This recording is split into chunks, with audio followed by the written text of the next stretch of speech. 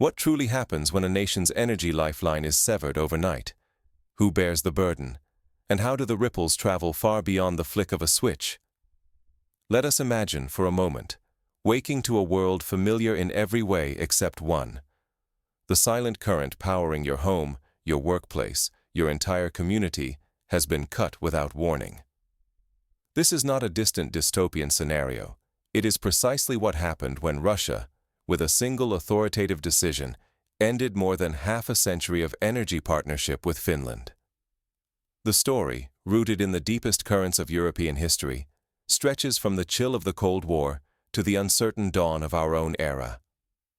The agreement between Russia and Finland, originally signed in the early 1970s, once guaranteed Finland a steady stream of free electricity, generated from the waters of the Vuoksa River, a natural artery they both shared. This unique arrangement was more than a technical deal. It was a pragmatic bridge between East and West, a thread holding together two nations with different ideologies but common needs. Today, that silent current has stopped, and with its absence, an era of practical cooperation has abruptly ended, leaving Finns to face a new and uncertain future. But what does it mean, on a human level, to lose more than just power? For Finland, this is the vanishing of decades of trust, an invisible but vital bond that kept homes warm through the Arctic winter, ensured factories ran without interruption, and brought a sense of safety to border communities long accustomed to living on the edge of two worlds. Consider the daily life in a Finnish town like Imatra, where the hum of industry once relied on the predictable flow of electricity from the east. For residents, the loss is measured not in abstract policy terms, but in the sudden spike in utility bills, the closure of local businesses, and the gnawing anxiety that comes with the erosion of security. The impact is not a footnote in the news, it is a lived reality. Higher household expenses, job losses, and a fragile peace unraveling overnight. How did a single river and a handshake become the backbone of 5 decades of stability? And why did this arrangement collapse with such breathtaking speed? To answer, we must travel back to an era when hope and pragmatism could still overcome suspicion. Let us rewind to the 1970s, a time when the scars of the Second World War were still fresh, and the Iron Curtain divided Europe. Against a backdrop of mutual distrust, two neighbors dared to trust each other. Their deal, a blend of necessity and courage, would shape the destinies of both nations for generations. This is not merely the story of a river, it is a testament to the possibility of improbable cooperation. In 1972, the Soviet Union and Finland quietly signed an agreement to jointly manage the hydropower plants along the Vuoksa River, a waterway that snaked across a tense border. This was no ordinary contract. It created a framework for trust, coexistence, and survival at a time when Europe was split by ideology and suspicion. Each year, as part of this pact, the Soviet Union delivered nearly 20,000 megawatt-hours of free electricity to Finland. To put that in perspective, this amount of power could keep an entire small city's lights on for a year, or run the machinery of several large factories without interruption. This was not charity, but compensation for the complex balancing act needed to regulate water flow and power generation, so that both Russian and Finnish communities could prosper. When Russian hydro plants upstream adjusted their output, Finnish turbines downstream had to adapt in real time. To keep the river running smoothly, both countries established a joint commission, an assembly of seasoned experts from Moscow and Helsinki, meeting in person, sometimes braving language barriers, always working toward a common goal. Imagine a winter meeting in Lappeenranta, with Finnish and Russian engineers huddled over blueprints, debating water levels and turbine speeds. These were not headline-grabbing summits, but the quiet, persistent work of cross-border cooperation. They stabilized water levels, kept the lights on in border towns, and, crucially, built a rare trust that survived even through the darkest days of the Cold War. The Vuoksa Accord was not simply about power or water. It was a daily act of bridge building, connecting a capitalist democracy and a socialist superpower through the most practical means imaginable. The stakes could not have been higher. If this framework were ever to collapse, The consequences would not be measured only in lost kilowatt hours. The fallout would mean higher energy bills, unpredictable water supplies, and the unraveling of a hard-won peace, threatening livelihoods and the daily rhythm of life along the border. Throughout the 1980s and 90s, as Europe changed rapidly, this partnership endured. Even as the Soviet Union dissolved, the new Russian Federation honored its commitments. The free electricity flowed, cross-border commissions met, and the river remained a symbol of what was possible when pragmatism triumphed over politics. Yet, as global tensions rose in the 21st century and old certainties began to erode, the very foundation of this remarkable partnership started to crack. The return of geopolitics, a world of sanctions, shifting alliances, and economic pressure, meant that even the most pragmatic deals could be swept away in the storm. As the political climate darkened, one abrupt decision sent shockwaves through both nations. Finland's choice to join the North Atlantic Treaty Organization in response to growing security concerns marked a turning point. In Moscow, this was seen as a betrayal, and almost overnight, long-standing agreements were torn up. The silent current that had powered Finnish homes and factories was gone. This was not merely a local or regional story. Around the same time, Russia canceled long-standing energy deals with Sweden and Norway, closing a whole era of Northern European cooperation.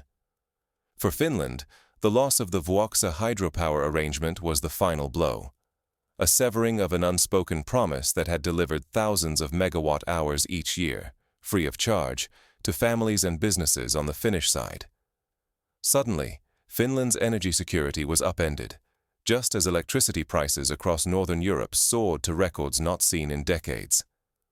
Without Russian regulation of the cross-border rivers, Finnish hydropower plants now faced sharply rising costs, especially in the deep winter months when a steady water flow is mission-critical for keeping the grid stable and households warm.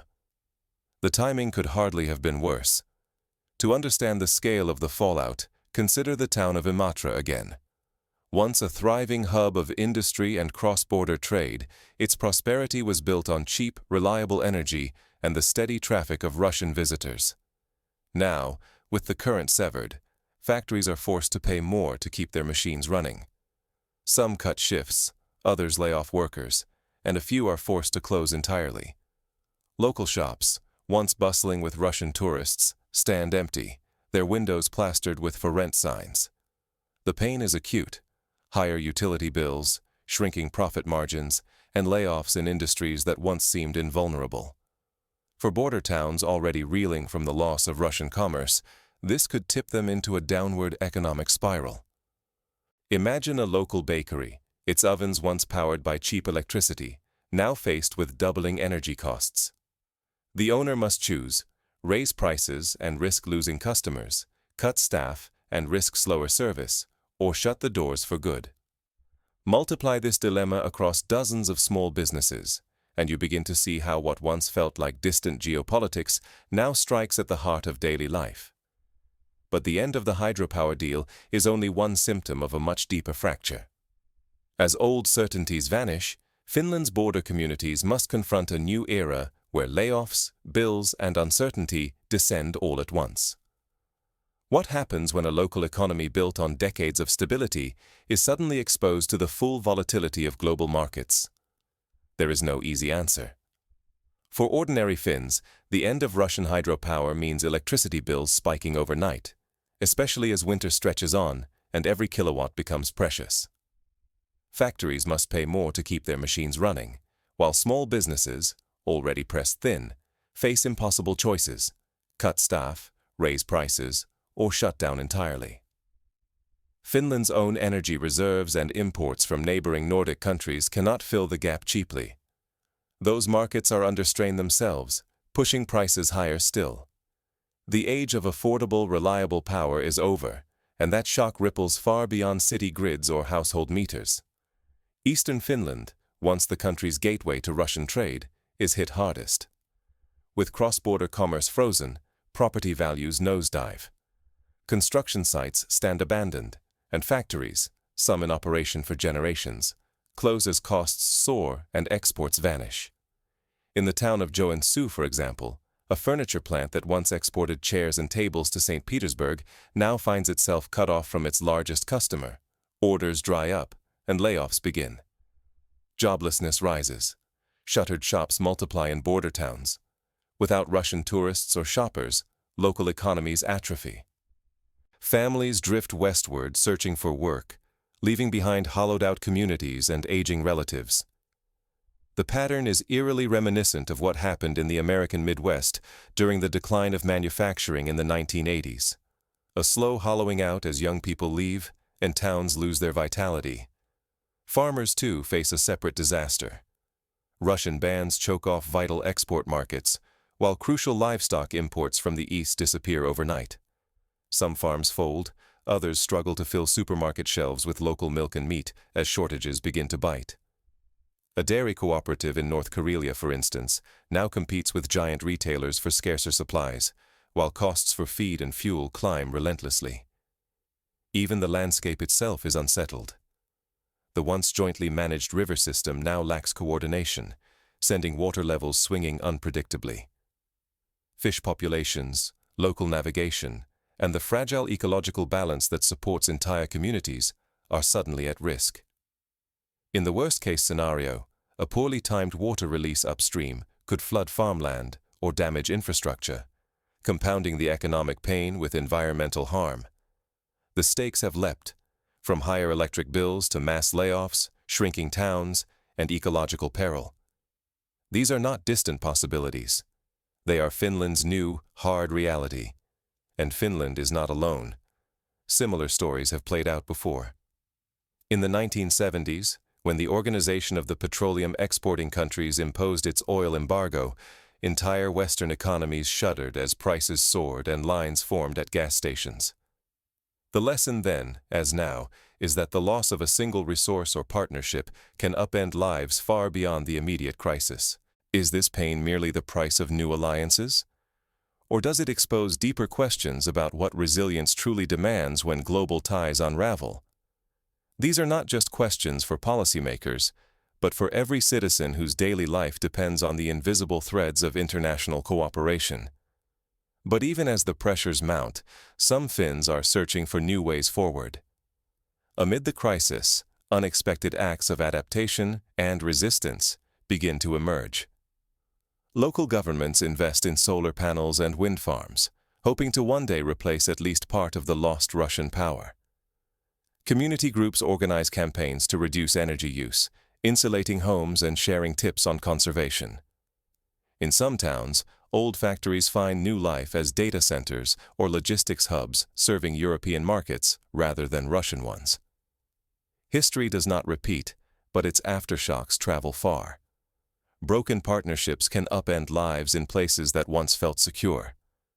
Finland is learning this the hard way. For more than 5 decades, it depended on steady, affordable electricity from Russia. Then, with a single decision, that current stopped. Whole communities now scramble to cope with shortages and soaring energy bills. Political shifts extract a heavy price, and those least able to change often pay the most. Workers in eastern Finland, families bracing for winter, small businesses fighting to stay open. These are the faces behind the headlines. There is a hard truth. Diversifying energy sources and forging new economic ties takes years, sometimes even generations. The transition is neither quick nor painless. But the pain of lost stability can hit overnight, leaving no time to prepare. We often imagine geopolitics as distant, handled by leaders and diplomats. Yet the fallout is personal. Higher costs, lost jobs, even threats to local safety. These are not abstract concepts. They are daily struggles for those cut off from long-standing lifelines. Finland's crisis stands as a stark warning. Choices made in far-off capitals can ripple into grocery bills, paychecks, and the sense of security at home. When trust between neighbors fails, the consequences are intimate and immediate. Ignore the fragility of international ties, and entire regions can be left exposed to sudden shocks. Our world is more intertwined and more unpredictable than ever. Everyone, not just policymakers, must recognize how quickly global strategy becomes personal risk. So, what practical steps can nations and communities take to build resilience?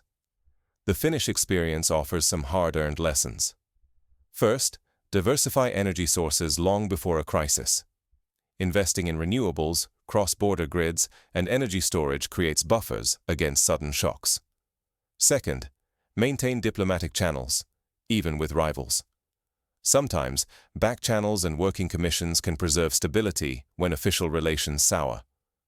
Third, support local economies through targeted aid and retraining programs, helping workers and small businesses adapt to new realities. And finally, foster a culture of preparedness, so that when the unexpected occurs, communities can respond with flexibility, not panic. As Finland scrambles to adapt, the world watches for signs of resilience, or unraveling. The stakes are higher than a single winter's hardship. History offers cautionary tales as well as hope. In the aftermath of the oil shocks of the 70s, countries that invested in energy efficiency and innovation rebounded faster and stronger. 5 decades of trust can vanish in a heartbeat. Would you be ready if your own lifeline was suddenly cut? The end of the Russia-Finland hydropower pact did not just darken a handful of border villages. It signaled the collapse of more than 50 years of deliberate cooperation, a rare era when former rivals became partners, and stability was built on fragile connections. For Eastern Finnish communities, this is no distant headline. It is a hard shock. Soaring electricity bills, jobs at risk, and a surge of uncertainty. With the steady flow of power severed, families and small businesses scramble to cope. Already weak local economies teeter with each new blow. We like to believe global agreements are permanent, immune to shifting politics. But as this split proves, what took generations to build can be destroyed in a single, ruthless decision. Complacency means waking to chaos, unprepared when the next rupture strikes closer to home. As the memory of East-West collaboration fades, one question remains. Is your community truly ready if the world's alliances dissolve overnight? How would you withstand the sudden loss of what you have always counted on? Because geopolitics is not just a distant chess match, it is the invisible force shaping your bills, your livelihood, and the very bedrock of daily life. The lesson of Finland's lost current is as clear as it is urgent. In a world of shifting alliances and unpredictable crises, resilience is not a luxury. It is a necessity, one that must be built, step by step, before the lights go out.